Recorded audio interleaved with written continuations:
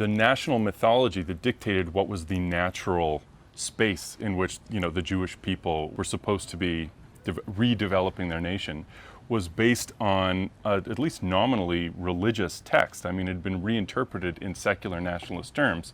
But unlike in other decolonizing contexts, the founding national mythology, even though it was taken up by leftists who were largely secular, was nonetheless the founding religious text of Western civilizations, which is kind of confusing for people. Well, yeah, but only if you ignore the history of every other national movement in the world. Nationalism essentially came into its own in the 19th century. The intellectual roots go before that.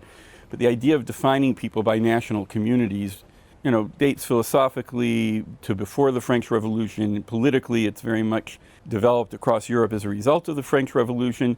And national communities needed myths that described their roots and their background and their past and who they were.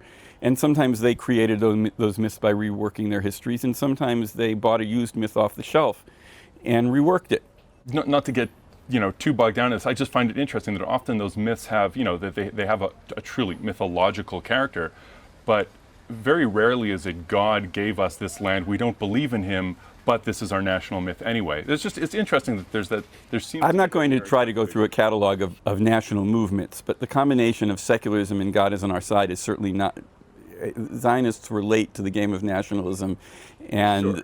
The models were all there. But one of the things that secular Zionism did, and this is part of the Kulturkampf that I was referring to before, is that secular Zionism said the Bible is our national story.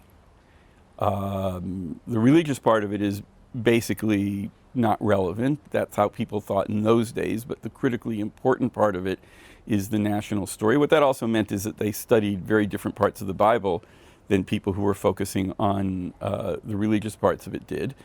But the Bible is taught in secular Israeli schools as the history of the Jewish nation. So it's taken as an historical document, essentially, used in mythological and identity building. That doesn't mean that people don't do all the, the biblical criticism and the analysis of what the text means and does it line up with archaeological finds. In fact, that became a fascination of Israeli activity, was the comparison between what you found in the field archaeologically and what was written in the text. But the text was basically taken as a historical, clearly written in mythological terms, but a historical account. This is where we started. Our nation goes back to here. The Jews are the descendants of the ancient Judeans, and this is where we start out, and this is the only homeland we've ever had.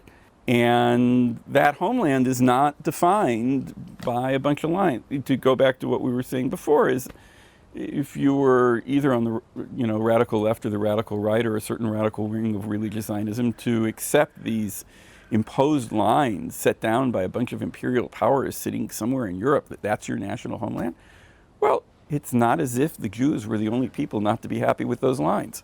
That's the history of the 20th century in Europe, even more than here. So there were people on the radical left as well who, for instance, were very much against the partition of Palestine by the United Nations in 1947, who came to live with the armistice lines after 1949, but didn't think of them as, they were very far from being ideal. And along comes the war in 1967, and Israel conquers the Golan Heights and the West Bank and Gaza and the Sinai, and people say, wow, this is much more, people of those camps say this is much more the way things are supposed to be.